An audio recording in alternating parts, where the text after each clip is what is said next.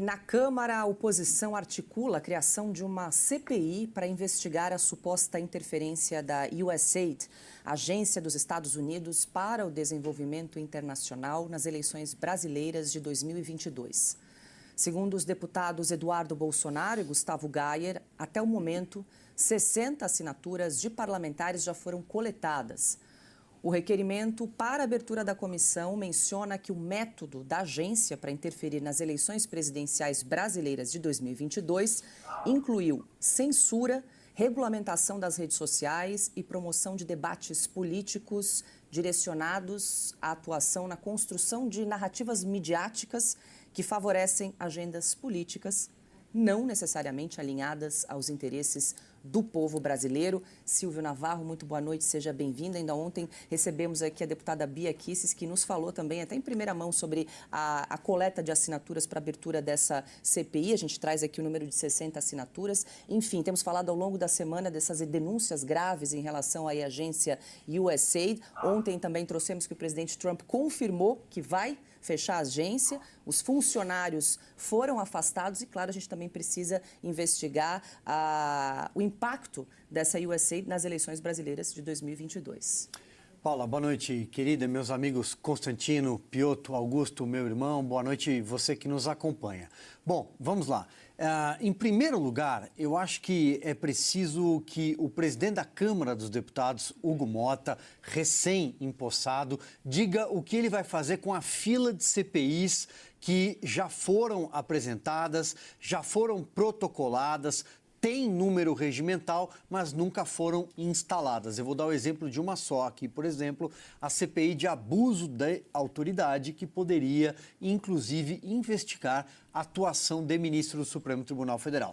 Para dar o exemplo de uma CPI. Então, o presidente da Câmara precisa decidir o que é que ele vai fazer com essa fila de comissões, como eu disse, já protocoladas. A Câmara tem um limite regimental de comissões que podem funcionar simultaneamente. Então, não adianta você recolher várias assinaturas para várias CPIs em vários flancos, frentes diferentes, se você não tiver algo organizado na mesa diretora da Câmara, como eu disse, recém-empossada. Então, vamos aguardar.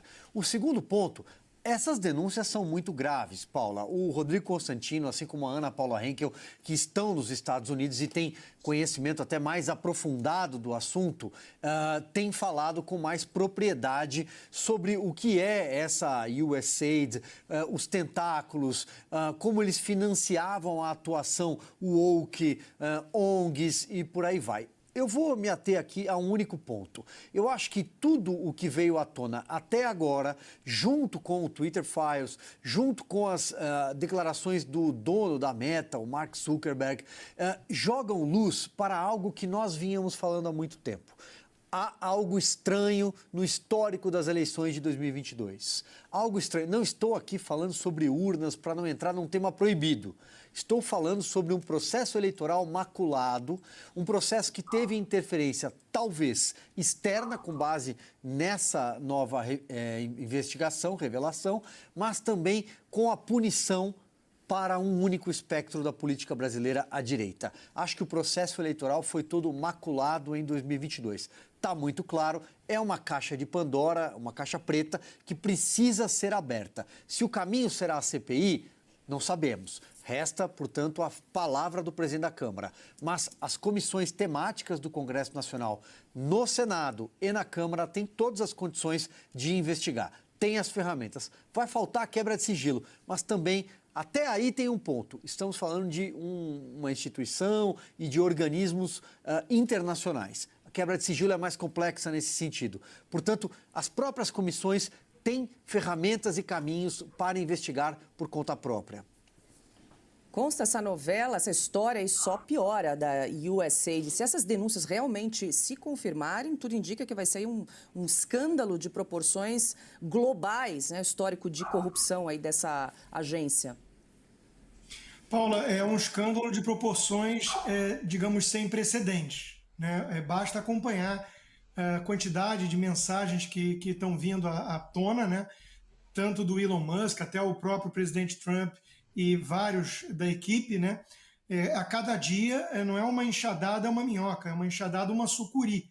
Né? Hoje, por exemplo, veio à tona financiamento de milhões e milhões para irrigar inúmeros veículos de comunicação, jornal como o New York Times, tão respeitado pela esquerda que milita nas redações dos nossos jornais brasileiros, Político, que é um site também mais alinhado aos democratas, que recebeu milhões e milhões de dólares.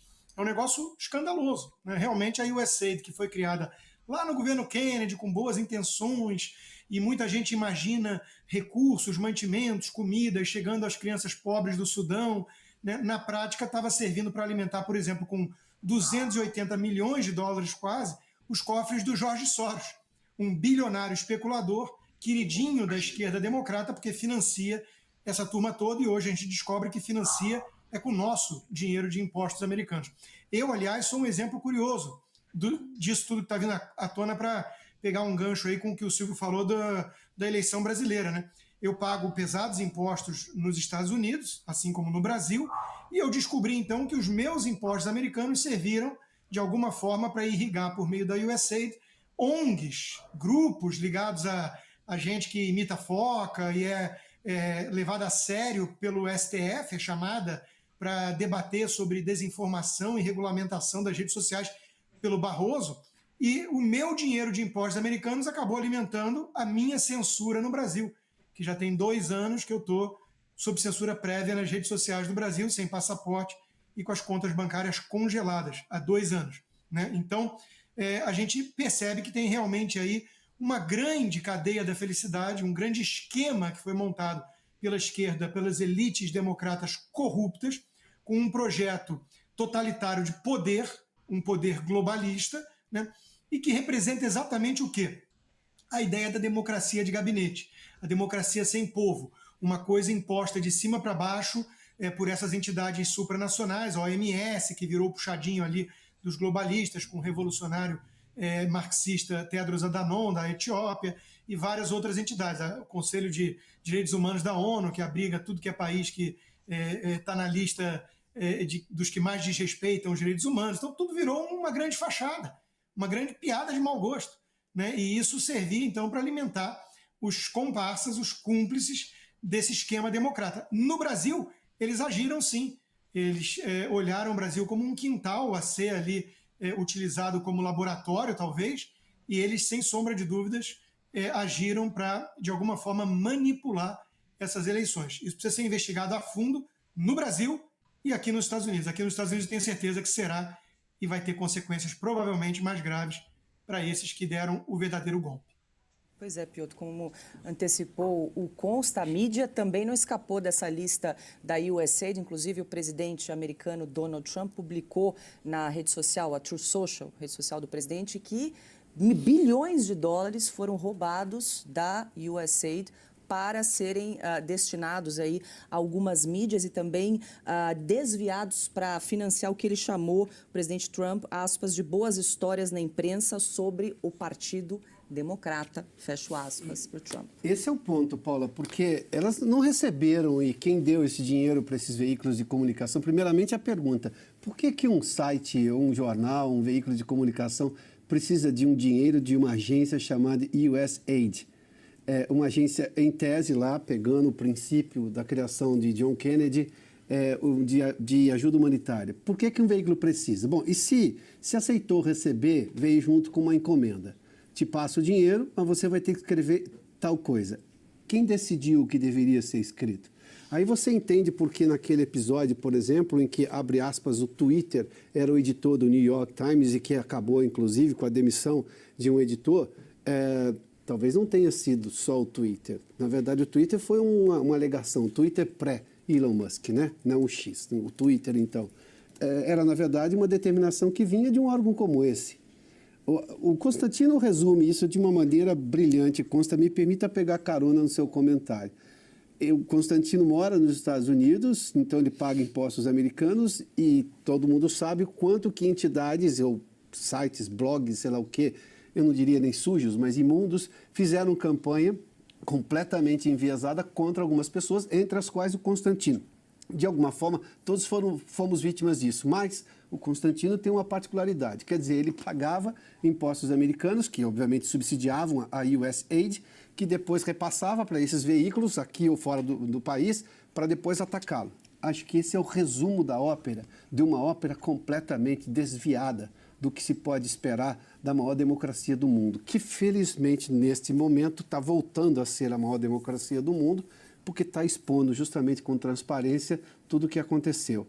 Mas eu vou me ater só ao começo do que disse há pouco.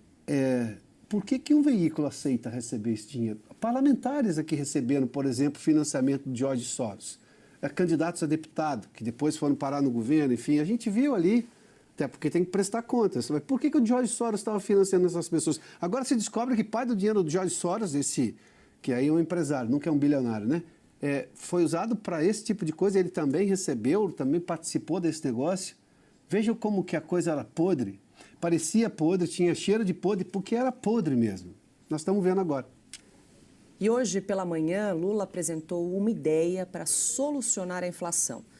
Em entrevista às rádios Metrópole e Sociedade da Bahia, o presidente sugeriu que o povo deve parar de comer um produto quando está caro. Das coisas mais importantes para que a gente possa controlar o preço é o próprio povo. Você sabe disso. Se você vai no supermercado aí em Salvador e você desconfia que tal produto está caro, você não compra. Ora, se todo mundo tivesse a consciência e não comprar aquilo que ele acha que está caro, quem está vendendo vai ter que baixar para vender, porque senão vai estragar. Ora, esse é um processo que a gente não precisa falar, porque isso é da sabedoria do ser humano. Eu não posso comprar aquilo que eu acho que está sendo exagerado o preço. Então, eu vou deixar aí na prateleira, não vou comprar, sabe? Eu compro amanhã, eu compro outra coisa, eu compro similar. Esse é um processo educacional que nós vamos ter que fazer com o povo brasileiro, sabe? Porque é necessário que a gente faça isso. É necessário que a gente faça. O povo não pode ser extorquido. Não pode ser extorquida. As pessoas não podem tirar proveito porque o povo está comprando. A pessoa sabe que a massa salarial cresceu, então aumenta o preço. A pessoa sabe que o salário mínimo aumentou, então aumenta o preço. Não. É preciso que se tenha responsabilidade em todos os setores da cadeia produtiva. Ninguém pode explorar ninguém. Bom, até ia seguir aqui, tem mais falas que a gente selecionou aqui do presidente Lula, mas vou parar nessa, Consta, porque essa realmente inundou as redes sociais durante todo o dia de hoje, essa ideia do presidente Lula de que o preço alto dos alimentos você combate com um carrinho vazio, é isso? Deixa tudo na gôndola e não compra nada. É a fome como estratégia de combate à inflação, né? Como foi que saímos da chuva de picanha prometida na campanha para não comprar produto para combater a exploração dos gananciosos empresários e supermercados? Veja, a gente poderia até dar o benefício da dúvida de que é a ignorância econômica do Lula, mas não dá mais para cair nessa, não dá mais. Ele está humilhando o eleitor pobre dele que acreditou, né, nas ladainhas populistas. Ele está realmente pisando em cima dessas pessoas. É humilhação. É um governo que bate recorde de arrecadação, que bate recorde de desembolso bilionário na Lei Rouanet para os companheiros artistas, que coloca 5 anos de sigilo nas coisas lá dos irmãos Batista, da JBS, na Venezuela, né, que tem dinheiro à torta e à direita para os companheiros empreiteiros e tudo mais, e enquanto isso ele vai lá e dá essa dica de economia para os pobres, né? Inflação está alta, para de consumir, para de comprar. É um espanto, né? O que a gente pode comentar sobre isso? É realmente algo incrível. Eu tenho a dizer que, inspirado pelas aulas do professor Lula, eu queria muito comprar um Porsche, né? Aquele carro maravilhoso, alemão e tudo, mas eu fui mais esperto e comprei um Fusquinha 76. E agora a montadora alemã vai ver o que é bom para nós. Piotr, sua avaliação sobre a dica de economia do presidente Lula? Eu vou lembrar o presidente que tem um jeito mais inteligente de fazer isso daí. Agora, ele precisa ser responsável também, coisa que ele não tem sido com as contas públicas. São 2 anos de rombo, rombo atrás de rombo. Na guerra da Ucrânia, o preço do petróleo explodiu no mercado internacional. Sabe o que fez o governo Bolsonaro, presidente Lula? Vou citar de novo. Sabe o que fez o governo Bolsonaro, presidente Lula? Tirou os impostos federais dos combustíveis. Baixou o preço. segurou a inflação. Negociou com o Congresso Nacional, não foi com o Supremo, não. Negociou com o Congresso também a redução do ICMS dos estados. O Brasil cresceu, o Brasil se recuperou, o Brasil teve, inclusive, aumento de arrecadação. Olha que coisa interessante. Tira o preço, tira imposto também, tira mais imposto das coisas que estão subindo. Abre mão de receita, presidente, dá certo, a gente sabe que dá certo. Agora, se puder também, seja responsável, presidente, com as contas que o senhor administra, as do país. É simples, presidente. Agora, vamos lá. Ele está querendo que o sujeito pare de comprar coisa que está cara. Então, o brasileiro não vai tomar café mais, nem chupar laranja. Ué, são as duas caras. O governo se embananou para explicar o preço da laranja outro dia. O Rui Costa, o chefe da Casa Civil dele, o homem forte da política dele, o preferido, número 1 do Ministério da Esplanada do Lula, de 39 ministros. É um escárnio. É um escárnio o presidente da República. Esse que foi eleito em 2022, né? O resultado do TSE foi esse. Em 2022, o Lula venceu a eleição segundo o TSE, assumiu, está no governo, enfim, para dizer isso aos brasileiros. É muita ignorância, é muito cinismo, é muita estupidez, né, para um presidente só. É inacreditável o que ele acaba de dizer. Você não compra, porque está caro, compra outra. Como? Ele não está percebendo o que se passa no país, ele não sabe.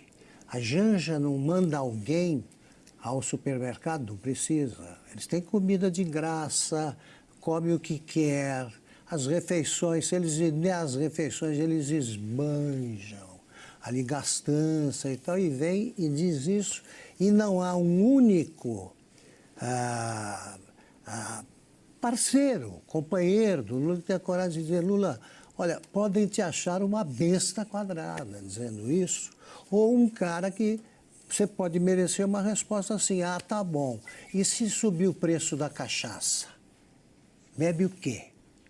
É isso. Eu respeito a eleição do presidente Trump.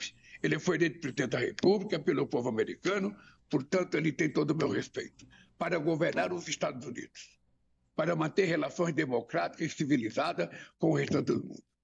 Ele não foi eleito para mandar no mundo. Ele foi eleito para governar os Estados Unidos. É essa relação que eu espero que a gente tenha, que eu acho que a gente construa, porque é isso que faz valer a pena a gente governar um país. O presidente também caracterizou os discursos da campanha do republicano como loucuras e atribuiu ainda a alta do dólar no fim do ano passado a eles. Eu acho que o aumento do dólar, começa a mostrar que as loucuras que estavam sendo feitas nos Estados Unidos, a campanha, os discursos, aquelas coisas malucas, ou seja, contribuiu muito para o dólar crescer e ele agora começa a se ajustar. Eu acho que o dólar está ajustando. Bom, Consta, sobrou também, claro, para Donald Trump, né, colocando culpados aí, Roberto Campos Neto, Donald Trump, Jair Bolsonaro, enfim, sobre a alta da inflação, custo dos alimentos, problema da economia. O presidente Lula, mais uma vez, buscando aí bodes expiatórios. É muita coisa que dá para pegar dessa fala, mas eu vou focar num aspecto aqui, né? O Trump ganhou na eleição democrática nos Estados Unidos, então eu respeito ele. Bom, Lula respeita um nazista. É isso que ele está dizendo, porque ele acusou o Trump de ser um nazista. Então, a gente não pode deixar passar barato, né, essas bravatas, essa ladainha, essa retórica esquerdista. Nos Estados Unidos também, né, adversários democratas, gente da imprensa falou que era uma terrível ameaça fascista, nazista, e no dia seguinte estavam lá fazendo a transferência de poder de forma civilizada e respeitosa, até trocando sorrisos ali no caso do Obama com o Trump. Então, vamos frisar esse momento, né? Os nossos socialistas acham de bom tom confraternizar e respeitar nazistas, né? O segundo aspecto é que o Trump venceu para ser o presidente dos Estados Unidos e não do mundo. Bom, tem que explicar para o Lula, claro, que os Estados Unidos, como a grande potência econômica, bélica, né, do mundo, controla 40% do orçamento de entidades supranacionais, como a OMS, como cortes interamericanas, como a própria USAID, que nós já mencionamos aqui no programa hoje. Então, se o Trump resolve fazer uma limpa nisso que o governo americano utiliza como instrumento, mundo afora, e vai rever muitas dessas políticas, isso está absolutamente dentro do programa e do mandato de presidente dos Estados Unidos. O que a gente descobre também é que, além de socialistas não se importarem de confraternizar com nazistas e fascistas, é que eles admiram, de alguma maneira, o imperialismo americano. É isso que a gente descobre, né, com essas reações todas. É o imperialismo do bem, o imperialismo yankee do bem. Eles estão reclamando, o Ivan Valente, comunista, ficou em polvorosa, dizendo como ousa cortar as verbas do governo americano para entidades mundo afora. Então eles querem o imperialismo yankee. É uma coisa realmente espantosa a capacidade da esquerda de cair em contradição em cada frase. Elon Musk e Donald Trump estão tirando o sono do governo aqui brasileiro. Eles estão tocando terror e ainda ouvimos Lula falar que Donald Trump foi eleito para governar os Estados Unidos e não o mundo. Ele literalmente está desafiando Donald Trump. Quantas coisas foram divulgadas nos últimos dias que estão ligadas no governo brasileiro? Coisas que chega a ser horripilante a gente ver notícias ligadas à interferência nas eleições, mas ele continua aí batendo de frente e desafiando Donald Trump. Vamos ver até onde ele vai desafiar o Donald Trump, Elon Musk aí, que são os caras aí que estão no momento tocando o terror. A última notícia que eu vou trazer para vocês, pessoal, é que o jornal o Globo visitou locais onde deveria ser preparado marmitas, onde as ONGs ligadas ao governo petista aí, que participavam do programa de marmita do governo Lula, deveriam ser preparadas essas marmitas. Porém, o jornal o Globo visitou e não encontrou sinais de funcionamento de cozinha, de nada ligado ao preparo dessas marmitas. Em reportagem publicada nesta quinta-feira, 6, o jornal O Globo revela que ONGs contratada pelo programa Cozinha Solidária, lançada em novembro pelo presidente Luiz Inácio Lula da Silva, não forneceram as marmitas previstas em contrato, mas mesmo assim prestaram conta como se tivessem entregados as refeições. Olha que grave isso, prestar conta de algo que não fez, ainda mais usando um programa que deveria estar ajudando pessoas que necessitam e simplesmente eles estão usando o programa, prestando conta de algo que eles não fizeram e usando o dinheiro de forma que não é em prol do programa Cozinha Solidária. O jornal visitou os endereços de 3 ONGs onde deveriam funcionar as cozinhas, mas não encontrou sinais de preparo de refeições. Pessoal, é isso que eu tinha preparado para vocês. Não se esqueçam de curtir, compartilhar, comentar e se inscrever no canal.